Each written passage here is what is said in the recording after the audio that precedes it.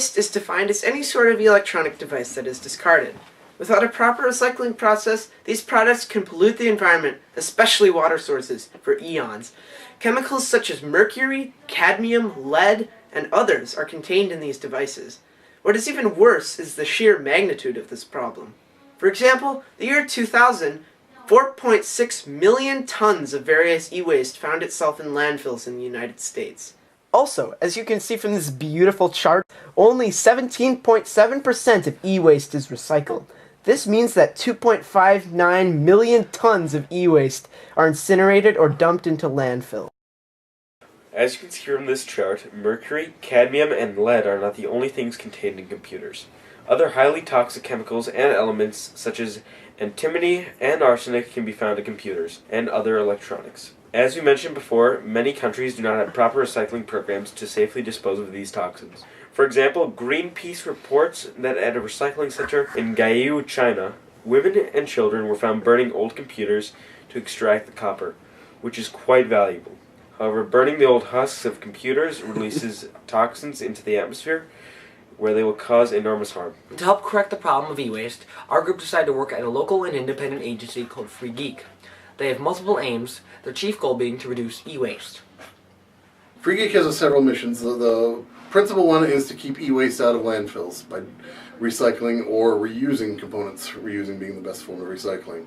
We needed to go through an obligatory orientation where we learned about Free Geek and its organization and their mission to cut down toxic e-waste and educating the public. It took about a half hour, and during that time we saw the workspaces and became acquainted with some of the volunteers, like Jeff, Brad, and Andy. We began our service after orientation by recycling. This is where we disassembled electronic components to be sent to a recycling center. We learned quite a bit about how various mechanical items are assembled and the processes involved. I just noticed that. Alright. First up, this is keyboard, then check 2. Number 2. Number 2. And first up, for real. Yeah, that is definitely. I didn't catch that. Actually, we'll probably change before.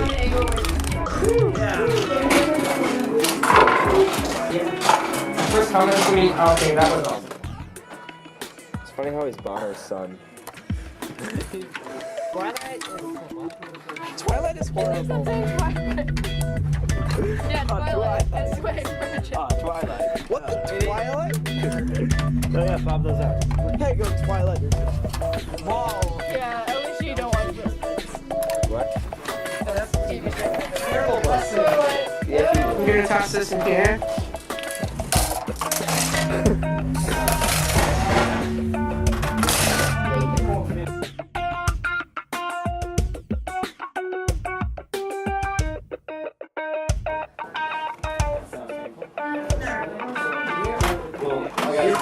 Tidy workspace and Not so that crap. workspace. And this crap, yeah. Don't put some mean mind stuff. Okay. Free Geek uses a system called Triton to keep track of volunteer hours. Using this system, we calculated that we volunteered more than 16 hours each. We each had volunteered 7% more than required. To understand the effects of e-waste and to explore Free Geek's mission, we interviewed 3 staff volunteers at Free Geek who are knowledgeable on the subject. These volunteers were Jeff, Brad, and Peter. My name is Jeff Wechter. I've been involved with Free Geek for probably over 3 years now. My name is Brad. Obviously, I'm a volunteer here at Free Geek. My name is Peter Shea. I've been working with Free Geek for about 2 years. Free Geek has several missions. The principal one is to keep e-waste out of landfills. The power supply can pollute a water source for eons. So keeping one power supply out of a dump can protect hundreds of acres of land. We take people's donated computers, we tear those down to components, and we use those components to teach people how to build computers. And after volunteering with us for 24 hours, volunteers can earn a computer that they can take home, that is theirs. And so we provide computers to those who might not otherwise be able to afford them. Those components that are too old to be used or are broken, we turn down to the component materials and we recycle in an environmentally and socially responsible way. Bridging the digital divide is another part of Free Geek's broad mission.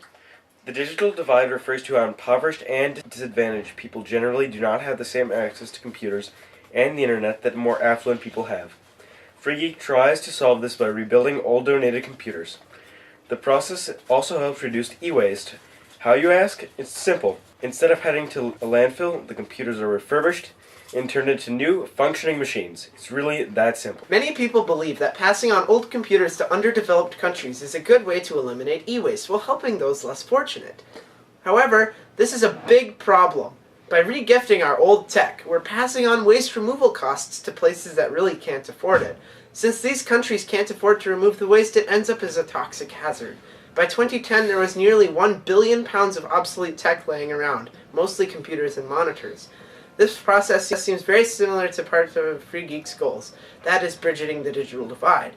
However, Free Geek is passing on refurbished machines to people in this country who will actually use the computers. Because of their experience with Free Geek, when they receive the computer, they will know how to responsibly recycle their computer once they are done with it. We also have an educational component where we want to teach people how to use computers, work with their computers, the hardware, diagnose problems. And we also are promoting open source software, so we install Linux on all the systems that we put together and occasionally teach classes on how to use Linux.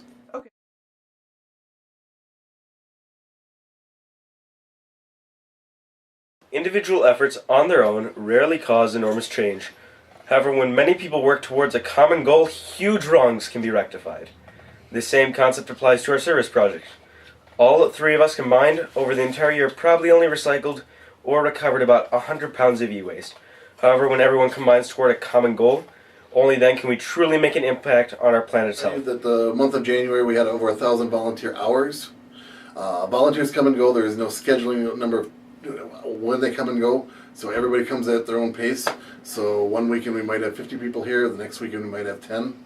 But we do track the man hours, and for the month of January there was over 1,000 volunteer hours. But yes, we are absolutely making a difference. And I really believe that this is the beginning of something that will continue to grow, and hopefully it'll grow exponentially. And that's kind of what we really want to cultivate, is more people coming back and bringing people in and advocating. Of course, the effects of our service are a bit hard to show in a documentary. However, the employees at Free Geek were able to inform us how they are impacting society.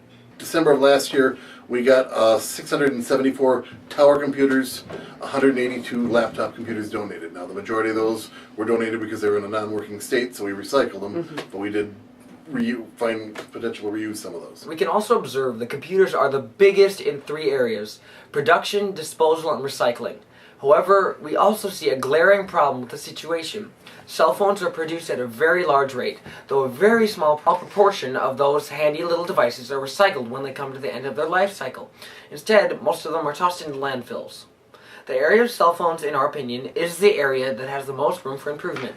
Well, we can always do more. In some respects, there's always more we could be doing and that sort of thing. It's a matter of how much time and resources and volunteers do we have and whatnot. Fortunately, our service group is not the only force for change in the e-waste debacle. Free Geek itself is not an original inspiration from another group. Free Geek started in 2000 in Portland. It was the mothership, as I call it. This organization was started in 2007.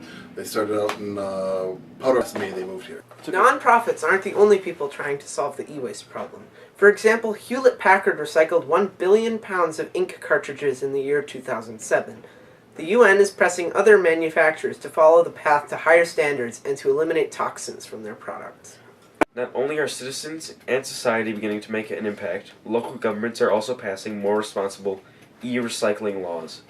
Two great examples of this are the states of California and Massachusetts. California has released many useful resources to inform the public about the e-waste problem. They also have passed more socially and environmentally responsible e-waste disposal systems. Massachusetts is also a great example of a state willing to take on this challenge. In New England, more than 330 towns and cities operate e-waste recycling programs. What is astonishing, though, is that approximately 90% of these municipalities are in Massachusetts. The EPA operates most of these programs, and they are helping to discourage people from discarding their electronics into the main trash stream. Overall, it's looking good for the planet. We are becoming nerds. Environmentally responsible nerds. Go, Wes!